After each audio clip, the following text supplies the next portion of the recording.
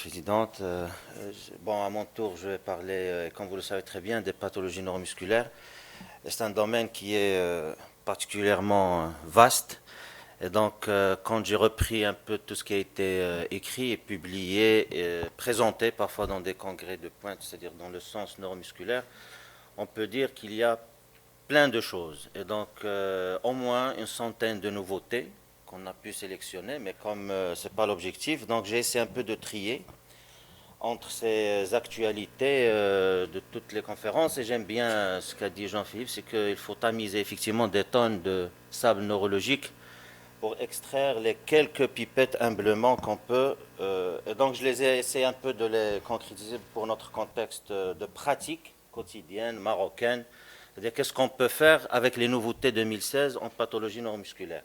Donc je les ai un peu classés par rubrique et j'ai commencé par la corne antérieure qui est toujours un peu le parent pauvre, mais quand même, il n'y a pas que la thérapeutique, il y a un peu les aspects cliniques et qu'est-ce qu'on doit faire. Et le premier, c'est que j'ai remarqué qu'on ne pense pas à la douleur dans la sclérose latérale amyotrophique, et ça a fait l'objet de deux publications intéressantes. C'est que les neurologues ne posent pas la question sur les douleurs, sur les plaintes des patients avec sclérose latérale amyotrophique. Alors, ces douleurs, elles sont de différents types, elles sont quand même classées de 3, 9 à 10 sur les échelles de la douleur.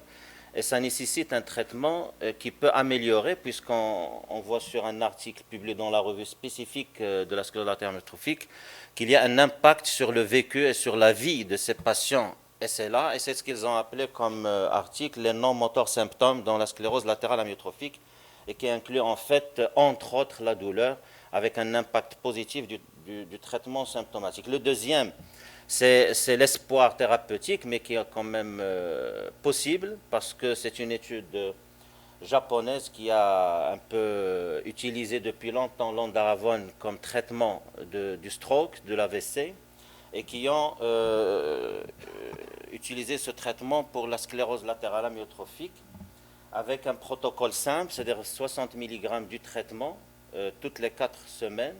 Et ils ont suivi les patients pendant 24 semaines et ils ont étendu l'étude pour 48 semaines. Et les résultats, et le principal critère qu'ils ont étudié, c'est l'ALS, le score, le rating scale révisé, et que vous le connaissez très bien, qu'on utilise chez les patients avec SLA, avec étude des troubles de la parole, la mobilisation, la dysphagie, la salivation.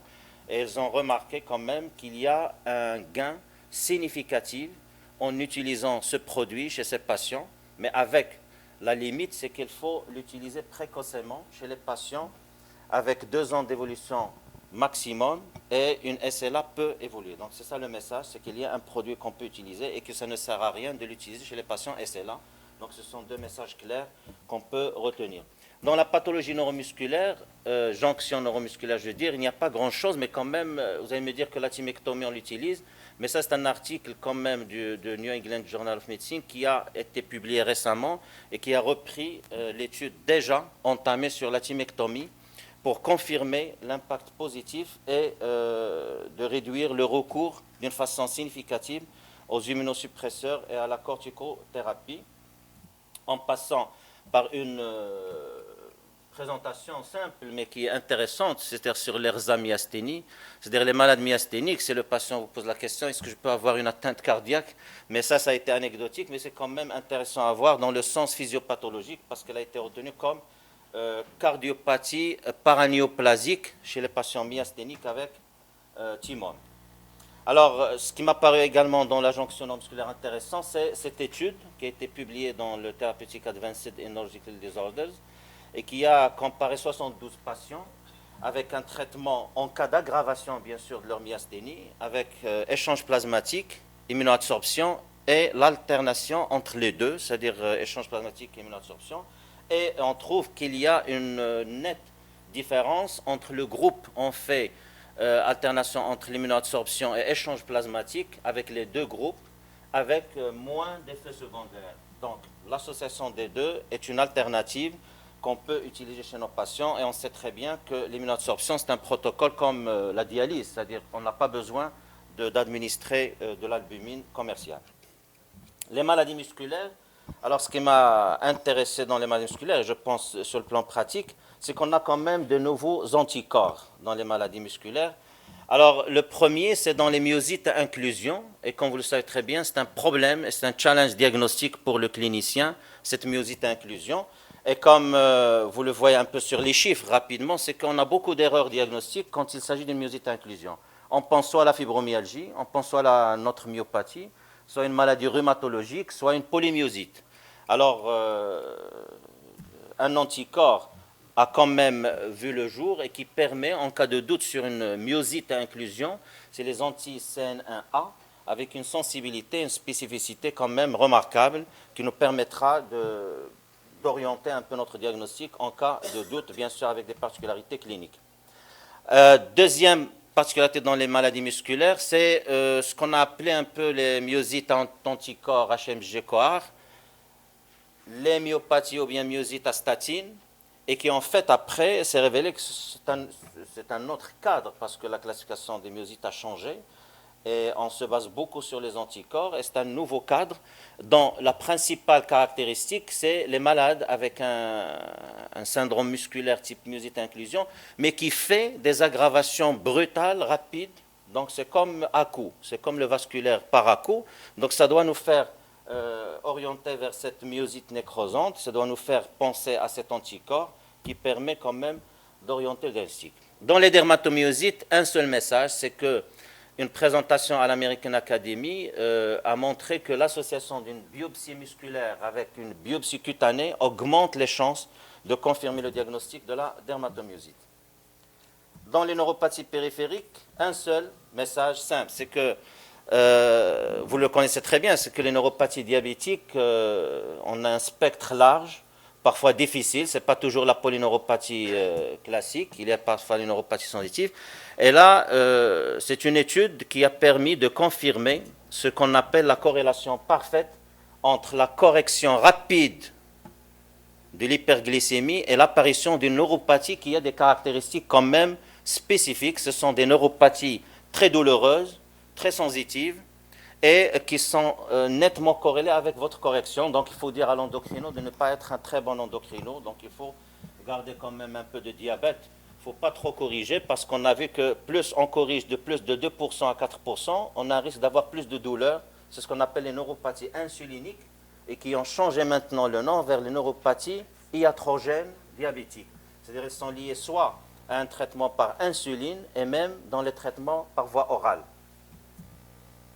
Les CIDP pour rester dans le diabète, c'est juste une étude publiée récemment qui montre qu'il y a quand même une grande prévalence, parce que c'est un dilemme qui était toujours, est-ce que c'est nous qui ne posons pas le diagnostic correctement des neuropathies diabétiques, ou bien c'est la prévalence de CIDP, c'est-à-dire la polyradiculaire chronique, qui a augmenté, mais en fait, c'est une augmentation de plus de 9 fois par rapport à la population générale.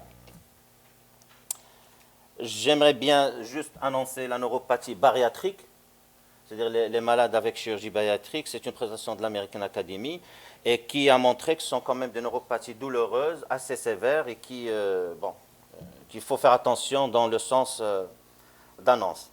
Troisième rubrique clinique, c'est les neuropathies par carence en cuivre, qui est une particularité et c'est la Mayo Clinic qui a présenté cette série pour donner un peu les caractéristiques cliniques et électrophysiologique de cette neuropathie qui est longueur dépendante, qui est axonale sur la biopsie et qui est souvent associée à une myélopathie.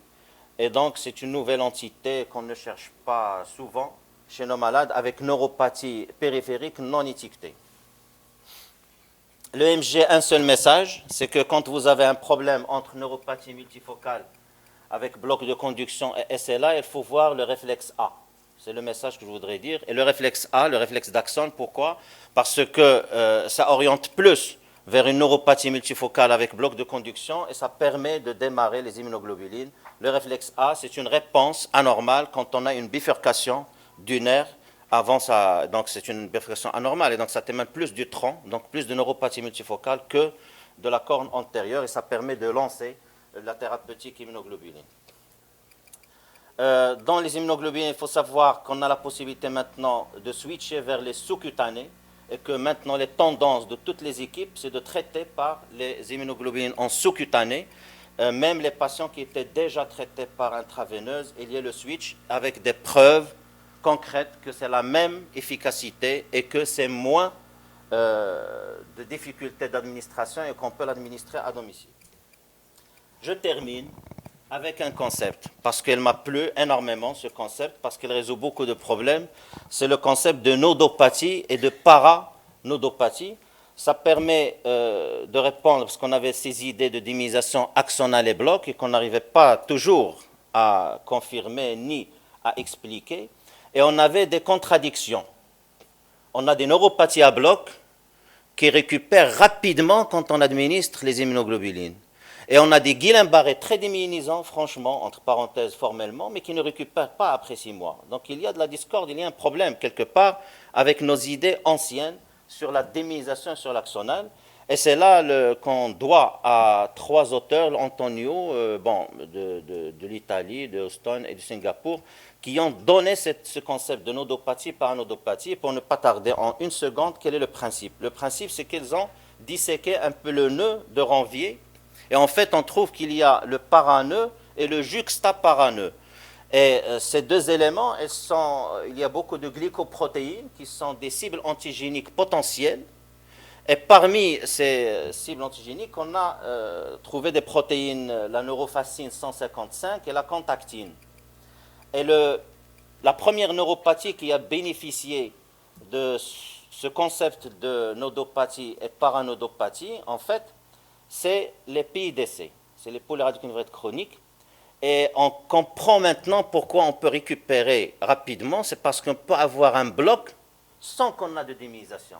Parce que dans notre tête, toujours le bloc est corrélé à la démyélisation, mais on peut avoir un bloc sans démyélisation et uniquement par un changement au niveau des canaux ioniques au niveau du nœud de Ranvier. Et donc quand je traite ces anticorps, le canal ionique, il a une distribution et une fonction normale et je récupère rapidement. Et ça explique même le changement du concept qu'on a par la manne.